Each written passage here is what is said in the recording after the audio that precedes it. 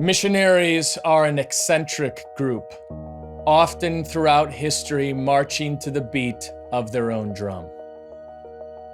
Take, for example, James Gilmore, Scottish missionary in the mid-1800s, leaves for China at age 26, nearly killed in a massacre within days of arriving, becomes a missionary to the nomads in Mongolia, learns their language, dresses like the people, eats like the people, never has a teammate.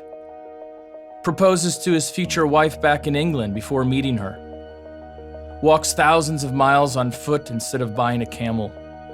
A self-taught doctor, a self-taught dentist, one time even pulling out his own tooth with pliers.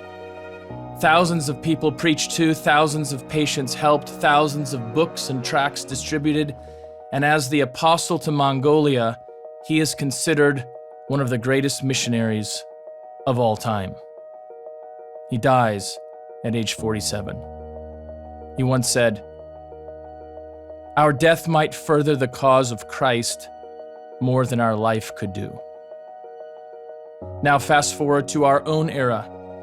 Delayed adolescence is ubiquitous. Couples getting married later than ever before, if they get married at all.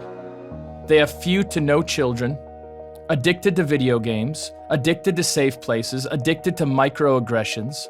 Our dudes are acting like girls, and our girls are acting like dudes. How do we fix this mess? How do we create responsible, courageous adults like the James Gilmores of old? The answer, of course, is that the church, which is the pillar and ground of the truth, faithfully teaches the whole counsel of God from Scripture.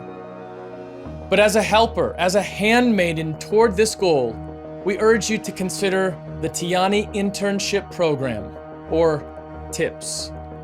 We, along with our beloved teammates, the Myers, and our flock of children, have been ministering to the Tsongas in rural South Africa for over 30 years combined, where we are seeking to do Great Commission work among this needy people. There are 3 benefits of the internship program. First is service. TIPS wonderfully provides an outlet to any number of ministries, such as evangelizing in an impoverished setting, teaching in a Christian school focused on early childhood education, tutoring in a large homeschooling family, capturing video and audio in rural mission work, or observing the nuts and bolts of local church oversight and church planting. Second, discovery. We live in a unique time where media and ease of travel allows people to try a host of different options before the cement dries in the plans of their life. Do you have what it takes to learn a new language? Do you have what it takes to rub shoulders happily in a different culture? Do you have what it takes to serve in a place for the long haul that is far away from home? TIPS allows the local church to put their young people in a setting where these questions can be answered more objectively. And finally, discipleship. TIPS is more than just what you can give to the ministry here. It is also how you can be discipled along the way. I spend ample time with young men, reading our Bibles, modeling family life, praying on our knees, debating thorny questions, and acquiring necessary manly skills. My sprightly wife passes to the lady interns her knack for mothering, management, medicine, and music. And of course, daily family worship is a major highlight.